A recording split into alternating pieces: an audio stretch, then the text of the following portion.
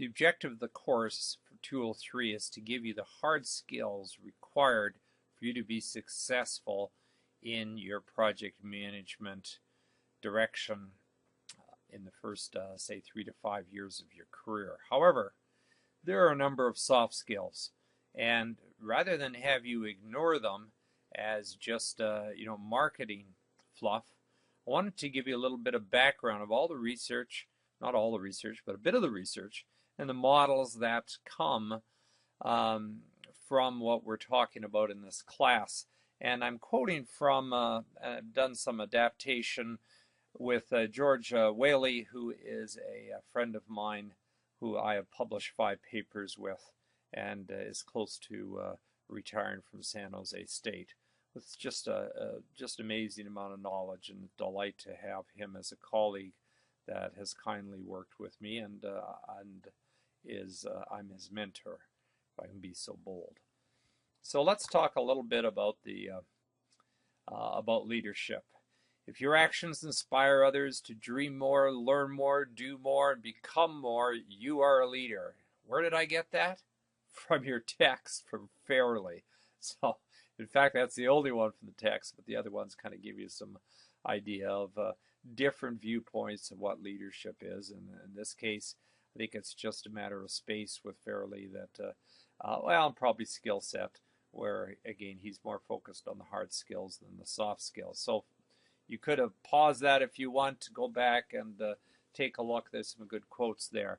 But let's take a look at your experience. From your experience, if you looked at your career, or if you haven't had much of a career, you can't think of someone that matches here, think of outside of the workplace, whether it's in a club, an association, in school, or even maybe in a religious connotation.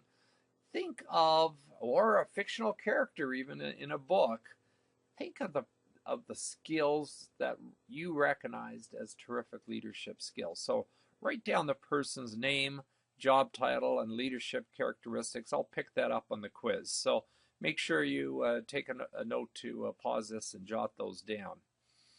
Now, the models focus on traits, styles.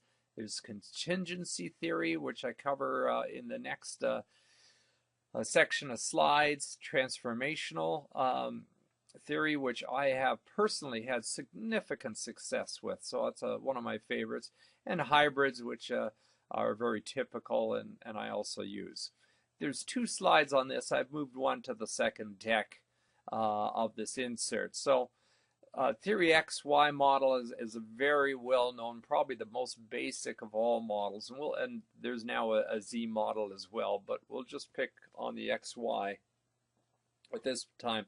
Michigan had a study, Ohio State, there's a grid study, etc. So let's take a look at the different approaches. You can look at this from roles, you can look at this from style, you can take a look at can the person attract like the Pied Piper? Can you track the followers? Does the situation make any change? How about the demographics? For instance, here many of us in this room listening to this video are not Americans. So demographics change how we approach compared to what we might be doing in our old country. Now, as we transition, let's take a look at what you're used to. As an individual contributor, very task focused. Here, write this code, design this, make it happen, follow the rules. I don't want to see any mistakes, and we want you to be self-motivated. However, you, like many, anytime there's a change, you don't want to have it, whether it's a new person in your group or a new time frame that we have meetings or a new way of doing things. It's typically something you don't want to do.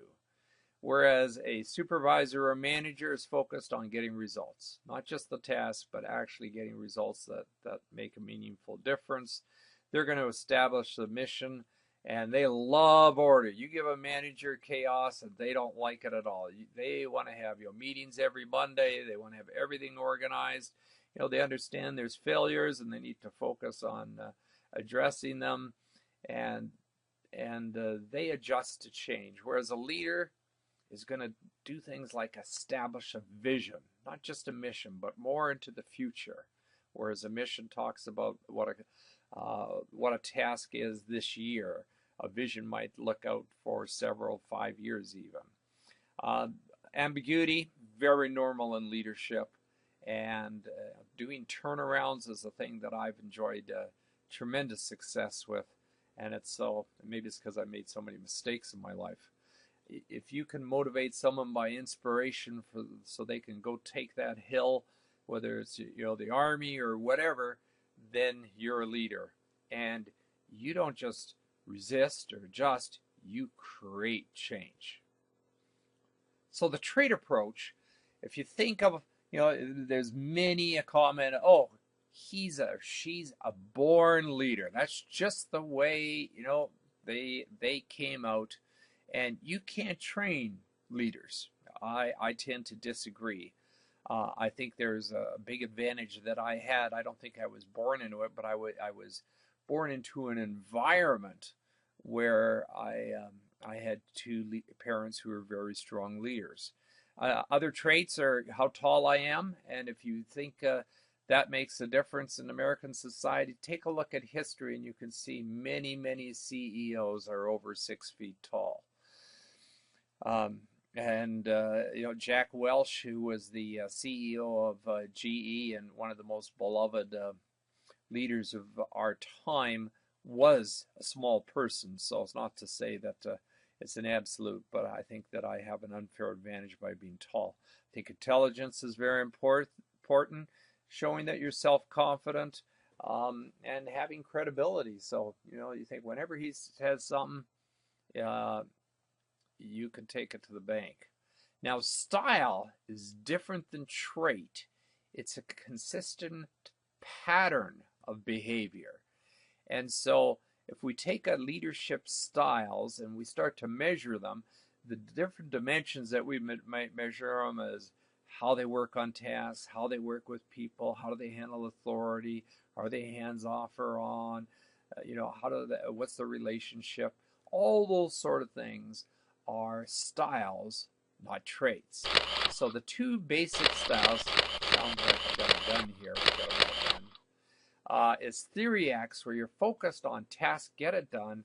You get told by the boss to do it. It's all focused on production, and this is the way that in the early 20th century, this is the way that the commerce was done. Very autocratic. You don't argue with the boss. Get the job done. And your boss is always looking over your shoulder, making sure that you're doing the right thing. And your boss has a boss who in turn has a boss from there. Whereas Theory Y is focused on people, very supportive. They actually roll up their sleeves and help out. Very democratic process, such as, how do you want to handle things today? You want to do this thing first or that thing first? But very focused on employees, and instead of hands-on, they're hands-off with great consideration to the people that they work with. Now, the University of Michigan, they did a number of studies, and their area focused on, are you focused on the job, or are you focused on the employees? And so that's how they were able to split up and compare the different management styles. University of Iowa went and took a look at autocratic versus democratic versus laissez-faire. Now, that's probably an advantage to me over you because I have 12 years of French from school. But what that means is, you guys just do what you want, do what you think's best, and let me know when it's done. So that's laissez-faire. And so that was Iowa's contribution. And so the three basic leadership styles are that. And the question is, what style are you? Are you autocratic, where you're very focused on high direction, high control?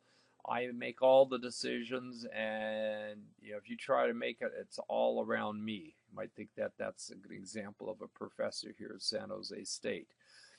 The effects are, you kind of do as you're told and no more. Hopefully, we have it slightly better than that. But low participation. I want to get the job done. I'm going to finish at 4:30 punch out. And those are the sort of things that happen. Now, it's not a wrong style. If there is an emergency, you need to get something done, there's chaos, it's, especially in a life-threatening situation, autocratic's the way to go. Now, some of the task behaviors is you're going to take a look at your planning activities, you're going to clarify, and you're going to monitor. So those are some of the things you'll do. Whereas a democratic or leadership style would be that the leader sets the input, seeks input from the followers, and shares in the decision making, so the followers have a vote. The effect is the group generates more ideas than one person. I'm such a strong believer that I don't have all the ideas, certainly not all the good ideas. And so that's why I look to other people for input. And as a result of getting input, rather than just doing it autocratically, is everybody's bought in. For instance, how long is this project going to take? Well, we think it'll take 20 weeks. Maybe it'll take 22. It'll take 18. Okay, we'll pick 21. But everyone's bought into it versus me coming down the pike and say, you've got 20 weeks and that's it.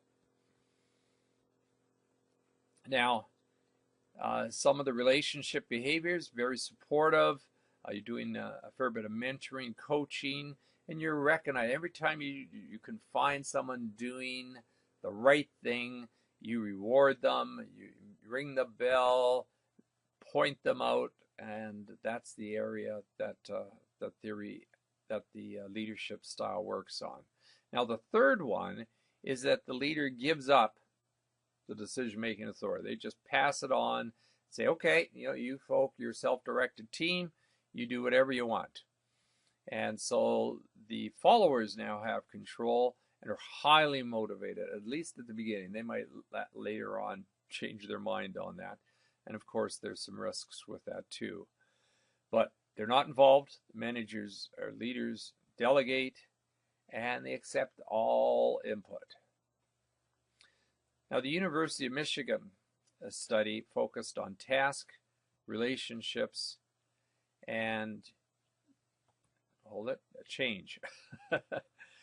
The Ohio one focused on consideration for others versus trying to initiate structure.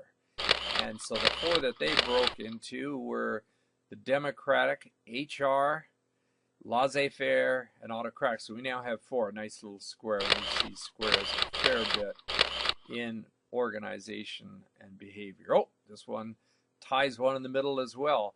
But I think of a buddy who works at the country club, and the focus should be is concern for people, and concern for production is less of an issue. In fact, the buddy that I have, he's a mechanic there. The country club is now going to outsource it because they're having a problem. They're worried that they're not getting enough production out of the employees. Country club, by the way, is run by the members. So if you're a golfer and you're on the board, then you run the club. Everything about it, right down to this mechanic, the food services, all that end up. And they're saying, you know what, we don't need this. We don't think we're getting the production, so we're going to outsource it. My guess is my buddy will be out of a job, and they'll probably end up paying some more. Team management's at the 9-9-XY axis here. The one at the bottom left would be back to the laissez-faire, very impoverished management, not taking anything. And then the 9-1 is authority compliance, or more the theory X. So last slide on this summary. There's a number of traits that have been accepted, leadership approach. However, other styles are studied, and now we're looking more in that area. Key task behaviors are planning, clarifying, and monitoring. And although mileage may vary, most results show that effective leaders have balanced approach and are relationship focused with their customer or their employees.